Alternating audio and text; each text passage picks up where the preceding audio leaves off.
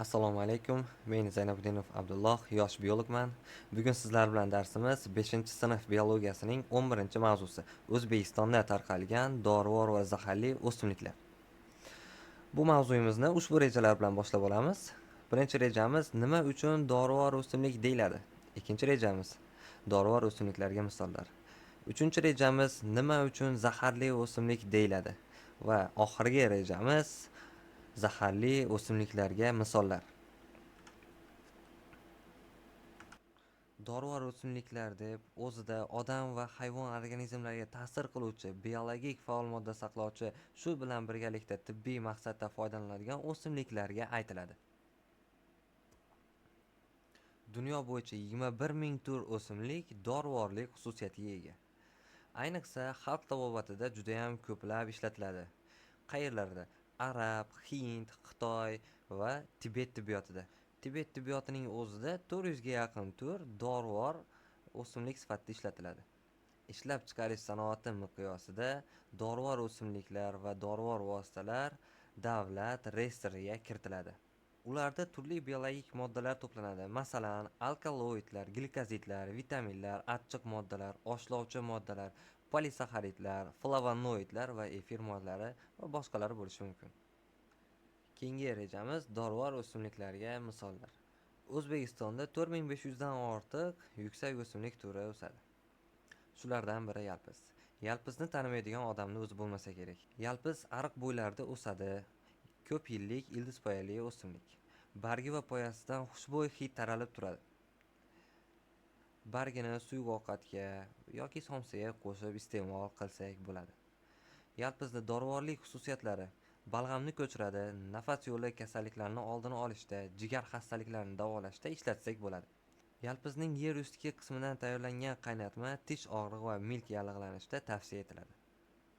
Keyingi o'simligimiz namatak. Namatak atirgulning yovvoyi turi bo'lib, mevasidan ko'proq foydalaniladi.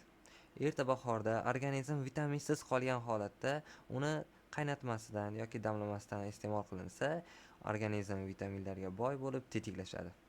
Namatak odamning immunitetini oshiradi. Namatakning qaynatmasidan ko'ra termosda damlanganida vitaminlar ko'proq saqlanib qoladi. Tarkibidagi C vitamin qonni suyultiradi, arterial bosimni tushirib, qon bosimini me'yorlashtiradi. Organizmdan mikroblarni chiqarib yuborishda yordam beradi. Keyingi o'simligimiz isiriq. Isiriqni tanimaydigan odam o'zi bo'lmasa kerak. Isiriq 30-60 sm keladi va dasht vodiylarda o'sadi. Dorivorlik xususiyati meva berganida yuqoriroq bo'ladi.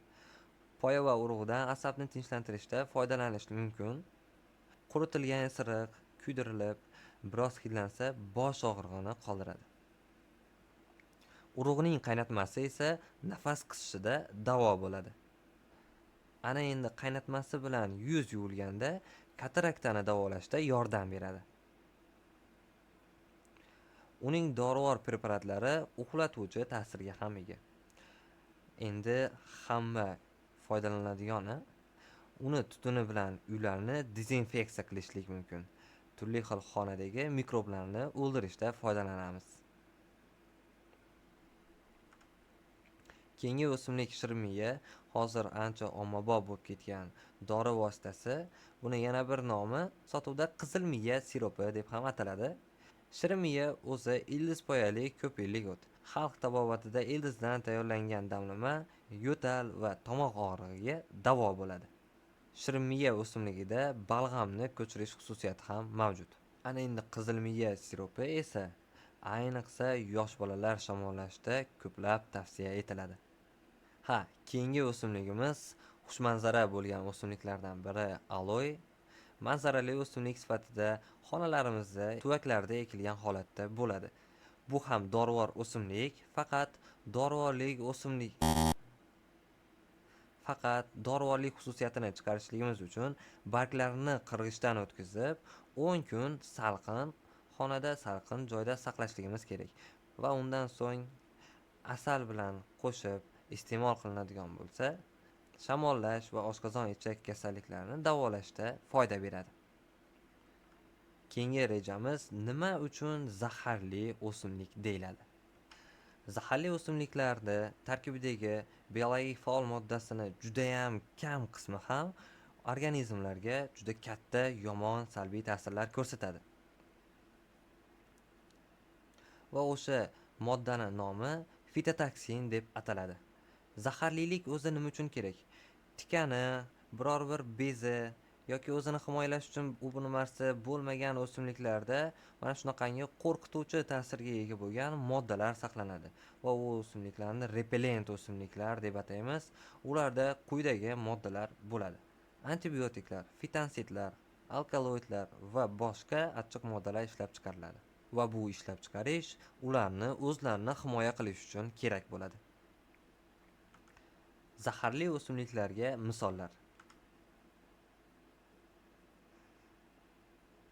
kanakunjut, bo'yi 2-3 metr keladigan 1 yillik o't. Bargi yirik, panjasimon, palmaga o'xshab tez o'suvchi manzarali o'simlik sifatida parvarish qilinadi.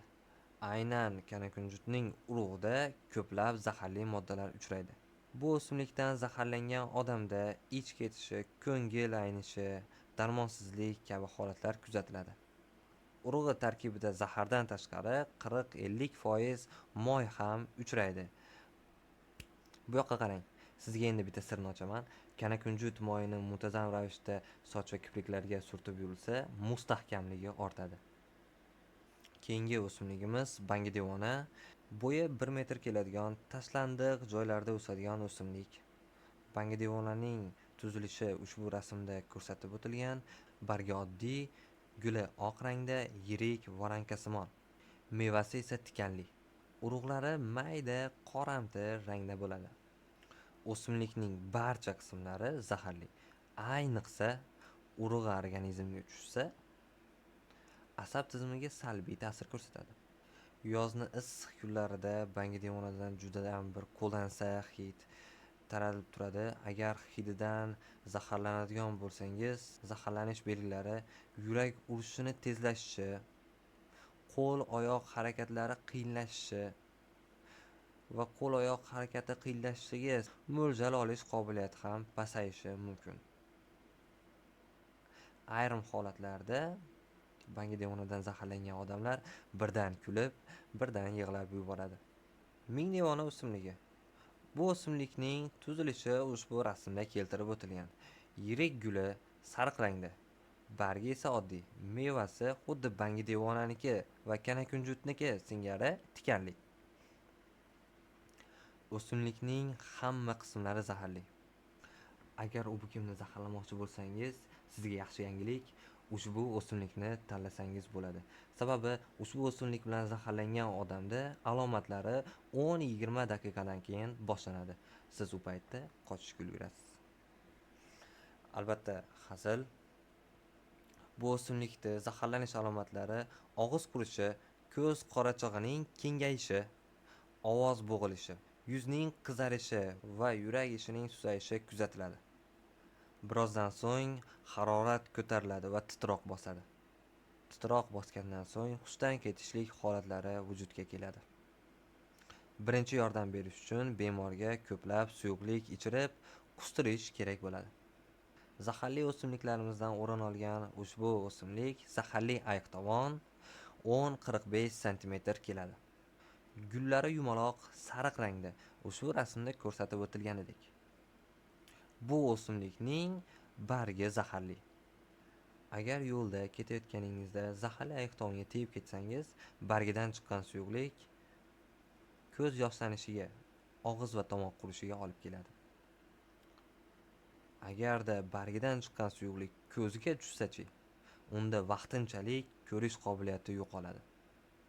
Agar o'simlik iste'mol qilinsa, oshqozon ichak tizimida og'riq, ko'ngil aynishi, yurak ishi esa sekinlashadi. E'tibor beramiz, 3 ta o'simlikda yurak ishiga ta'sirini o'rgandik. Mana shularni har birini adashtirib olmagan holatda yodlab ketamiz. Va iste'mol qilingan holatida, bunday holatda darhol shifokorga qo'ng'iroq qilishligimiz kerak. Ana endi eslab qoling.